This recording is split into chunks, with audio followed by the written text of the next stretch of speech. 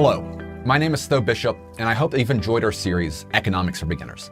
As Henry Hazlitt said, economics is haunted by more fallacies than any other study known to man. This is no accident.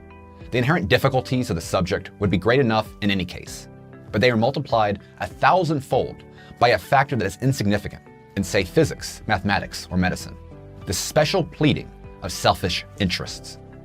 Unfortunately, this also includes government schools. So much of the educational curriculum students receive in America today is built with a bias towards government intervention.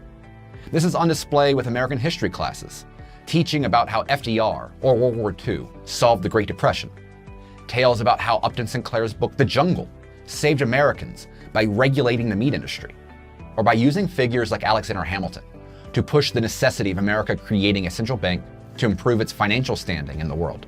This bias towards government economic intervention is baked in long before students receive their first economics class. These students are often then taught to focus on figuring out questions involving changing supply and demand curves, completely disconnecting the science to what it is really about: better understanding human action so that we can promote human thriving. And of course, this only gets worse at most American universities. That's why in our series, we begin with a focus on thinking about economics beyond the scope of money and markets.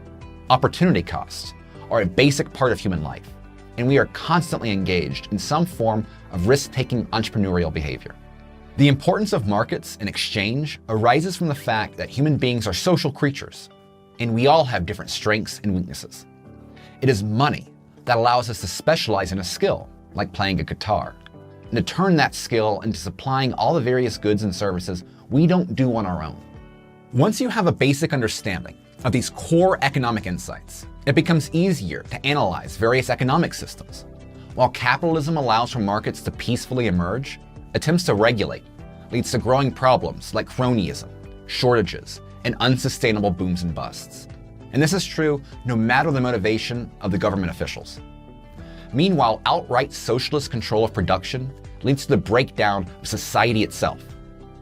There is no more important task for our civilization than to teach new generations to think seriously about the challenges of the world we live in. Ultimately, what economics teaches us is who is ripping us off. And in today's world, there are many powerful people and institutions that don't want us to understand what governments, large corporations, and various globalist organizations are really doing to us. They continue to give themselves more power to enrich themselves at the expense of the rest of us. In order for us to stand up to them, we must first understand what they are doing. And this is the purpose of the Mises Institute. If you've enjoyed this series, consider reading Henry Hazlitt's Economics in One Lesson, available from the Mises Institute.